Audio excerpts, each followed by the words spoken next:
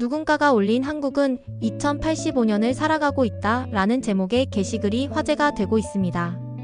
외국인들 사이에서는 오로지 한국만 가능한 일이라면서 놀라움을 표하고 있습니다. 그럼 오늘의 사연을 만나볼까요? 안녕하세요. 저는 헝가리 부다페스트에 살고 있는 67세 은퇴 철도기사 나지 라슬로입니다. 평생을 철도와 버스 시설을 관리하는 일에 몸담아왔던 제가 최근 인터넷에서 본 한 장의 사진 때문에 잠을 이루지 못하고 있습니다. 그 사진은 한국의 버스 정류장이었습니다. 처음에는 제 눈을 의심했습니다. 투명한 유리로 둘러싸인 정류장 안에는 깔끔한 가죽 의자들이 놓여 있었고 천장에는 에어컨 팬이 돌아가고 있었습니다. 바닥은 거울처럼 반짝였고 벽면에는 전광판이 실시간으로 버스 도착 정보를 알려주고 있었죠. 마치 고급 호텔 로비를 보는 것 같았습니다. 저는 47년간 공공교통시설을 다뤄온 전문가입니다. 그동안 수많은 버스 정류장을 설계하고 관리해왔지만 이런 시설은 꿈도 꿔본 적이 없었습니다. 특히 제가 놀란 건 이것이 단순한 전시용 시설이 아니라 실제로 시민들이 매일 이용하는 일반적인 버스 정류장이라는 사실이었습니다. 이게 정말 공공시설이라고? 저는 모니터 앞에서 중얼거렸습니다. 제 머릿속에는 부다페스트 시내 곳곳에 있는 낡고 초라한 버스 정류장들이 떠올랐습니다. 녹슨 철제 프레임에 깨진 유리, 그래피티로 뒤덮인 벽면, 그리고 누군가 떼어간 의자의 흔적들. 이것이 바로 제가 알고 있는 유럽의 현실이었으니까요. 그날 밤, 저는 이 사진을 세계 각국의 교통 전문가 친구들에게 보냈습니다. 그들의 반응은 하나같이 경악 그 자체였습니다. 캐나다에서 30년간 시 교통국에서 일한 친구는 이런 시설은 우리나라에서는 24시간도 못 버틴다. 고 단언했습니다. 영국의 동료는 저런 유리벽은 하루 만에 누군가 깨뜨릴 것. 이라며 혀를 찼죠. 저 역시 그들의 말에 깊이 공감했습니다. 몇 년 전 부다페스트시에서 새로운 버스 쉼터를 설치했을 때의 일이 생생히 기억났습니다. 시민들의 편의를 위해 예산을 들여 만든 현대적인 시설이었지만 불과 일주일 만에 유리는 깨지고 의자는 사라졌습니다. 결국 그 자리에는 단순한 철제 구조물만 남게 되었죠. 하지만 한국의 버스 정류장 사진을 보며 저는 이상한 기분이 들었습니다. 분명 불가능해 보이는 일인데 실제로는 그곳에 존재하고 있었으니까요. 과연 한국에서는 무엇이 다른 걸까요? 저는 이 궁금증을 해결하기 위해 직접 한국을 방문해 보기로 마음먹었습니다. 한국행 비행기에서 내려 처음 마주한 것은 인천공항의 완벽한 시설들이었습니다. 하지만 저는 공항이 아닌 일반 시민들이 이용하는 버스 정류장이 궁금했습니다. 호텔에 짐을 맡기고 바로 서울 시내로 나섰죠. 첫 번째로 찾은 곳은 강남구의 한 주택가 버스 정류장이었습니다. 사진에서 본 것과 똑같았습니다. 아니, 사진보다 더 인상적이었습니다. 투명한 유리벽 너머로 보이는 정류장 내부는 마치 작은 카페 같았습니다. 부드러운 가죽 의자에 앉아 책을 읽는 할머니, 스마트폰으로 뉴스를 보는 직장인, 학교 가방을 맨 학생들까지 모든 것이 질서정연하고 평화로웠습니다. 저는 정류장 주변을 꼼꼼히 살펴봤습니다. 유리에는 흠집 하나 없었고 바닥에는 쓰레기 한 점 보이지 않았습니다. 의자들은 제자리에 가지런히 놓여 있었고 전광판은 정확한 정보를 실시간으로 제공하고 있었죠. 이 모든 것이 저에게는 마치 기적처럼 느껴졌습니다. 어떻게 이런 일이 가능하지? 저는 혼잣말을 했습니다. 제 고국 헝가리에서라면 상상할 수도 없는 광경이었으니까요. 부다페스트의 버스 정류장들은 대부분 낡은 철제 구조물에 불과합니다. 의자는 누군가 가져가거나 부서져서 없고 벽면은 온갖 낙서로 뒤덮여 있죠. 비가 오면 물이 새고 겨울에는 바람이 그대로 들어옵니다. 저는 과거를 회상했습니다. 2018년 시 당국에서 시민 편의를 위해 신형 버스 쉼터를 도입한다고 발표했을 때의 일 말입니다. 현대적인 디자인에 유리벽을 갖춘 시설이었죠.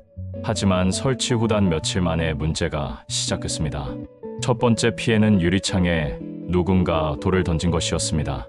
그 다음에는 의자 쿠션이 칼로 찢어졌고 일주일도 안 되어 LED 전광판이 파손됐습니다. 당시 저는 시교통국 관계자들과 함께 현장을 조사했습니다. 왜 이런 일이 벌어지는 걸까요? 젊은 공무원이 물었을 때 저는 답을 찾을 수가 없었습니다.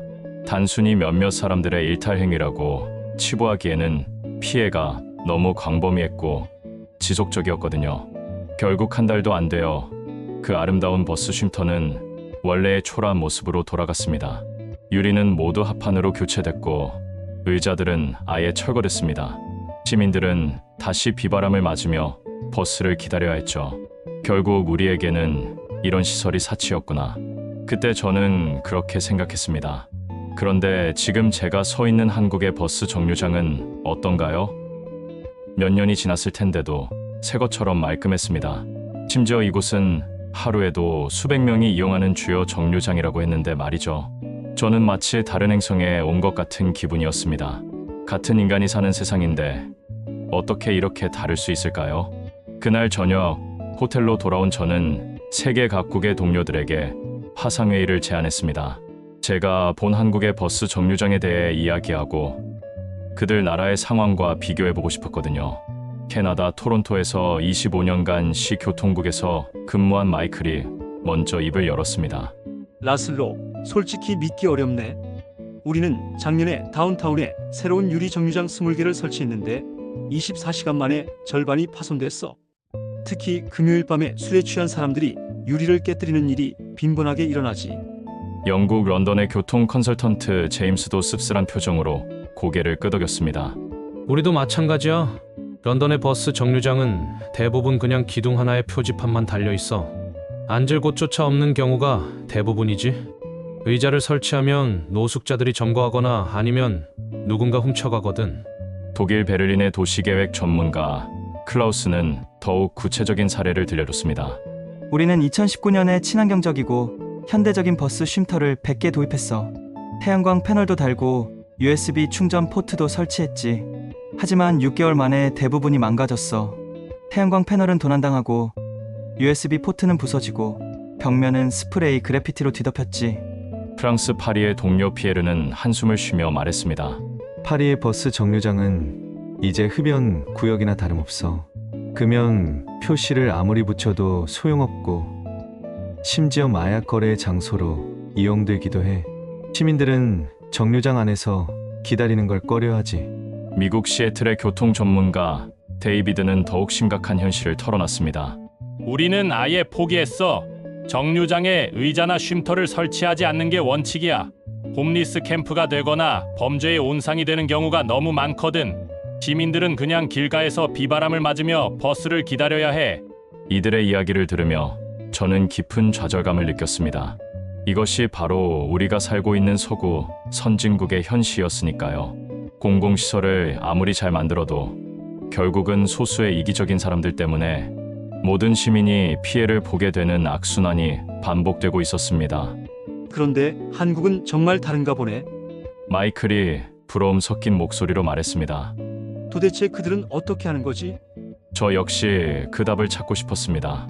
분명 한국도 우리와 같은 인간들이 사는 곳인데 어떻게 이렇게 다른 결과를 만들어낼 수 있는 걸까요? 저는 동료들과의 화상회의를 마치고 나서 더욱 깊이 한국을 관찰해 보기로 결심했습니다. 다음 날부터 저는 본격적인 탐구를 시작했습니다. 단순히 버스 정류장만 보는 것이 아니라 한국 사회 전체의 공공질서, 의식을 살펴보기로 했습니다. 과연 제가 무엇을 발견하게 될지 그때는 상상도 할 수 없었습니다. 다음 날 아침 저는 더욱 꼼꼼한 관찰을 위해 서울의 다양한 지역을 돌아다니기 시작했습니다. 강남에서 강북까지, 부촌에서 서민동네까지 할 수 있는 한 많은 버스 정류장을 직접 보고 싶었거든요. 첫 번째로 찾은 곳은 종로구의 한 오래된 주택가였습니다. 여기라면 다를 거야. 저는 속으로 생각했습니다. 낡은 동네라면 아무래도 시설 관리가 소홀할 거라고 예상했거든요.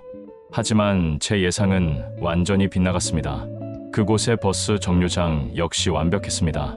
비록 강남의 것보다는 조금 오래된 모델이었지만 유리는 깨끗했고 의자들은 제자리에 가지런히 놓여 있었습니다. 더욱 놀라운 건 정류장 안에서 기다리고 있던 할머니 한 분이 휴지로 의자를 닦고 계시는 모습이었습니다. 누가 시킨 것도 아닌데 왜? 저는 의아했습니다. 용기를 내어 그 할머니께 다가가 인사를 드렸습니다. 안녕하세요. 외국인 관광객인데 질문 하나 여쭤봐도 될까요? 할머니는 친절하게 미소 지으며 고개를 끄덕이셨습니다. 왜 의자를 닫고 계세요? 청소부가 따로 있지 않나요? 제 질문에 할머니는 당연하다는 듯이 대답하셨습니다. 다음 사람이 깨끗하게 앉을 수 있게 해야지. 내가 쓸 때도 깨끗했으면 좋겠으니까. 나도 다음 사람을 위해서 깨끗하게 해놓는 거야. 그 순간 저는 마치 번개에 맞은 듯한 충격을 받았습니다. 이것이었습니다. 바로 이것이 한국과 서구의 근본적인 차이였습니다. 서구에서는 공공시설을 남의 것이라고 생각하지만 한국에서는 우리 것이라고 여기고 있었던 거죠. 저는 하루 종일 여러 정류장을 돌아다니며 더 많은 것을 관찰했습니다. 정류장에서 쓰레기가 떨어졌을 때 지나가던 시민이 자연스럽게 주워서 쓰레기통에 버리는 모습을 봤습니다. 버스를 기다리던 학생이 의자를 깨끗이 정리하고 떠나는 것도 목격했죠. 가장 인상 깊었던 건 한 중년 남성의 행동이었습니다. 그분은 정류장 유리에 붙어있는 작은 스티커 하나를 발견하고는 주머니에서 카드를 꺼내 조심스럽게 떼어내셨습니다. 왜 그러세요? 제가 물었더니 이런 게 붙어 있으면 보기 싫잖아요. 다른 사람들도 불편할 거고. 라고 답하셨습니다. 그날 저녁 저는 호텔방에서 깊은 생각에 잠겼습니다. 한국 사람들은 공공시설을 대할 때 마치 자신의 집을 대하는 것 같았습니다. 아니, 어쩌면 자신의 집보다 더 소중히 여기는 것 같았어요. 왜냐하면 그것이 모든 시민들이 함께 사용해야 하는 공간이라는 것을 알고 있었기 때문입니다. 반면 제가 살던 헝가리나 다른 유럽 국가들에서는 어떤가요? 공공시설은 세금으로 만든 것이고 정부가 관리해야 하는 것이라고 생각합니다. 내가 깨뜨리거나 더럽혀도 누군가 청소할 사람이 있을 것이라고 여기죠. 개인의 책임보다는 제도나 시스템의 문제라고 보는 경향이 강합니다. 하지만 한국에서는 달랐습니다. 모든 사람이 그 공간의 주인이라는 의식을 가지고 있었어요. 그래서 망가뜨리는 게 아니라 오히려 더 아끼고 보호하려고 했던 겁니다. 이런 차이가 결국 완전히 다른 결과를 만들어낸 것이었죠. 이건 단순한 시설의 문제가 아니라 문화의 문제구나. 저는 중얼거렸습니다. 그리고 더 깊이 알고 싶어졌습니다. 과연 한국 사람들은 어떻게 이런 의식을 갖게 된 걸까요? 다음 날 저는 더욱 구체적인 답을 찾기 위해 현지 주민들과 대화를 나눠보기로 했습니다. 마침 숙소 근처에 작은 카페가 있었는데 그곳 사장님이 매우 친절하게 여러 가지를 설명해 주셨습니다. 한국 사람들이 공공시설을 잘 지키는 이유요? 50대 남성인 카페 사장님은 잠시 생각하더니 이렇게 말씀하셨습니다. 글쎄요, 어릴 때부터 그렇게 배워서 그런 것 같아요. 남에게 피해주지 말고 공동체를 생각하라고 말이죠. 그분의 설명에 따르면 한국에서는 어릴 때부터 남에게 폐를 끼치지 않는 것을 가장 중요한 덕목으로 가르친다고 했습니다. 집에서도 학교에서도 사회에서도 항상 다른 사람을 배려하라는 교육을 받는다는 거죠. 예를 들어 아이가 지하철에서 큰 소리로 떠들면 부모가 바로 조용히 하라고 해요. 버스에서 음식을 먹으려 하면 다른 사람들이 냄새 맡기 싫어할 수 있다고 말리죠. 이런 게 자연스럽게 몸에 배는 거예요. 사장님의 말씀이었습니다. 저는 더 많은 사람들의 의견을 듣고 싶어 카페에 있던 다른 손님들에게도 질문해봤습니다. 20대 대학생은 우리는 내로남불내가 하면 로맨스, 남이 하면 불륜이라는 말을 싫어해요. 내가 불편한 건 남도 불편할 거라고 생각하거든요. 라고 답했습니다. 30대 회사원 여성분은 더욱 구체적인 예를 들어주셨습니다. 제가 어릴 때 할머니께서 항상 말씀하셨어요. 내가 살고 있는 동네를 소중히 여겨라. 그래야 너도 소중한 대접을 받는다고요. 그래서 버스 정류장이든 지하철이든 내 집처럼 깨끗하게 사용하려고 노력해요. 가장 인상 깊었던 건 70대 할아버지의 말씀이었습니다. 우리가 젊었을 때는 가난했어. 공공시설이라는 게 귀했지. 그래서 생기면 정말 소중히 여겼어. 그런 마음이 지금까지 이어진 거 아닐까? 그분의 눈에는 묘한 그리움이 어려 있었습니다. 그 순간 저는 깨달았습니다. 한국의 공공질서 의식은 하루아침에 생긴 게 아니었습니다. 어려웠던 시절부터 차곡차곡 쌓아온 공동체 정신의 결실이었던 거죠. 모든 것이 부족했던 시대에 서로 배려하며 살아야 했던 경험이 지금의 문화를 만든 것이었습니다. 반면 제가 살던 헝가리나 서구 유럽은 어떤가요? 상대적으로 풍요로운 환경에서 개인주의가 발달했습니다. 내 권리를 중시하고 내 자유를 추구하는 문화가 자리 잡았죠. 물론 이것도 장점이 많지만 공공공간에 대한 책임의식은 상대적으로 약해질 수밖에 없었습니다. 한국 사람들과 대화를 나누면서 저는 또 하나의 중요한 사실을 발견했습니다. 그들에게 버스 정류장은 단순한 대기 공간이 아니었습니다. 그곳은 동네 사람들이 만나고 인사하는 작은 광장이었고 학생들이 공부하며 꿈을 키우는 희망의 공간이었으며 노인분들이 잠시 쉬어가는 쉼터였습니다. 그래서 우리는 그곳을 망가뜨릴 수가 없어요. 한 시민이 저에게 말했습니다. 그곳은 우리 모두의 공간이거든요. 이 말을 듣는 순간 제 가슴 한구석이 뜨거워졌습니다. 이것이야말로 진정한 공동체 정신이 아닐까 싶었습니다. 그날 밤 저는 오래도록 잠들지 못했습니다. 한국에서 본 것들이 계속해서 머릿속을 맴돌았거든요. 과연 우리 헝가리도 유럽도 이런 사회를 만들 수 있을까? 그 답을 찾기 위해서는 더 많은 것을 봐야 할 것 같았습니다. 지하철을 이용하면서도 비슷한 경험을 했습니다. 러시아워 시간대에도 사람들은 질서정연하게 줄을 서서 기다렸고 차 안에서도 큰 소리로 통화하거나 음식을 먹는 사람을 거의 볼 수 없었습니다. 심지어 휴대폰 벨 소리도 진동으로 설정해 놓는 것이 일반적이었죠. 이게 바로 차이구나. 저는 생각했습니다. 서구에서는 내가 법을 어기지 않으면 된다는 식의 사고가 강합니다. 법적으로 문제 없으면 다른 사람이 불편해도 상관없다는 인식이 있어요.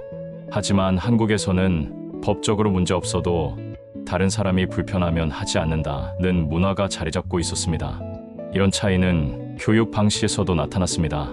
한국의 한 초등학교를 견학할 기회가 있었는데 아이들이 교실을 청소하는 모습을 봤습니다. 선생님의 지시가 없어도 자발적으로 책상을 정리하고 바닥을 쓸고 있었어요. 왜 청소를 스스로 하나요? 제가 물었더니 한 아이가 이렇게 답했습니다.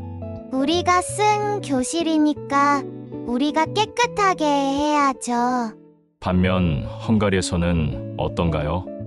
학교 청소는 전문 청소업체의 몫이고 아이들은 자신의 책상 정도만 정리하면 됩니다. 공공공간의 관리는 누군가 다른 사람의 일이라고 여기는 경우가 많죠. 또 다른 놀라운 경험은 한국의 공원에서 있었습니다. 어느 주말 오후 한강공원을 걸어보니 수많은 사람들이 피크닉을 즐기고 있었습니다. 그런데 해가 지고 사람들이 하나둘 떠날 때 모든 사람이 자신들이 사용한 자리를 깨끗하게 정리하고 가는 것이었습니다.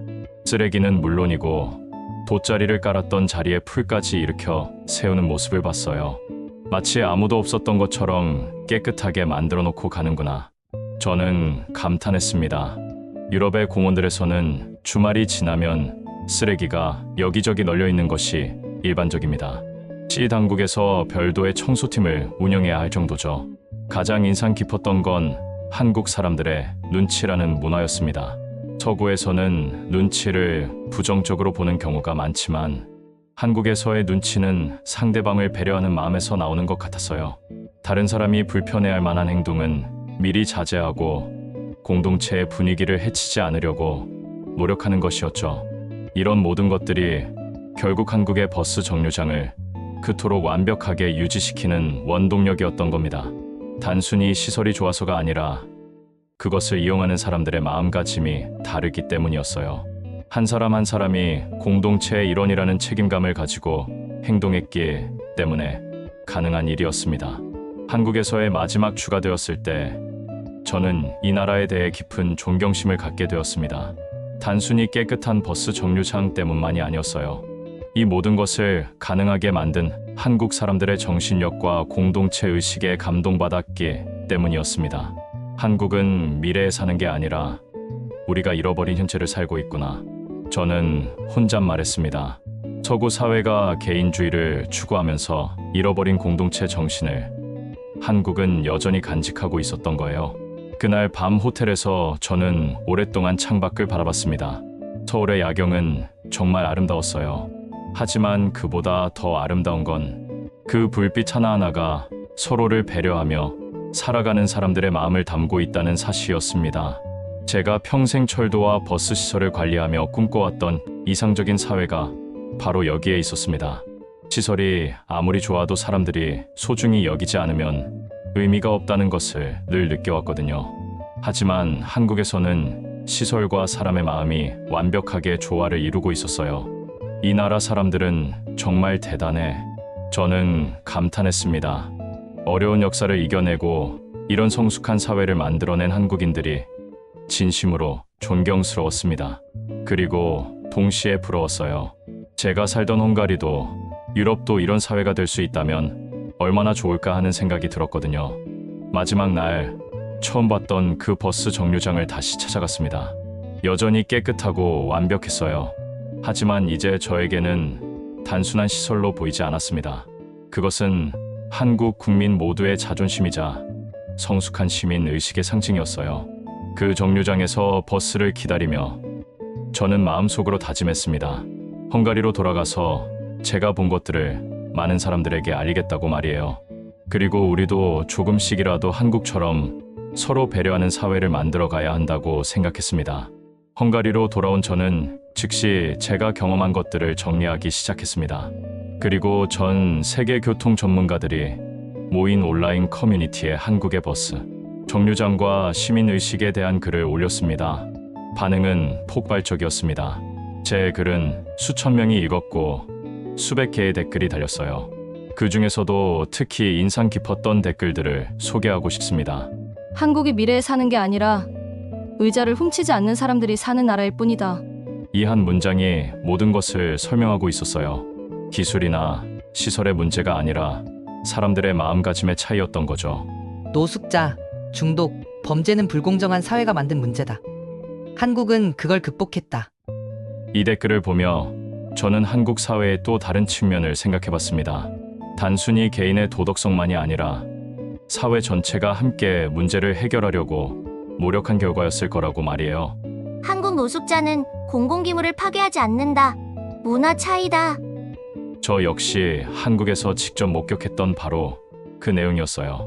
사회적 약자조차 공동체의 일원으로서 책임감을 갖고 행동한다는 것이 얼마나 놀라운 일인지 새삼 느꼈습니다. 이런 반응들을 보며 저는 확신했습니다.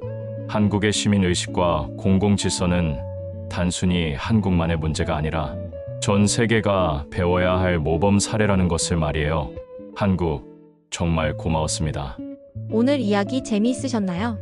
당연하게 생각했던 일상이 실은 정말 특별한 것이었네요. 다음에도 재미있는 영상으로 찾아뵙겠습니다.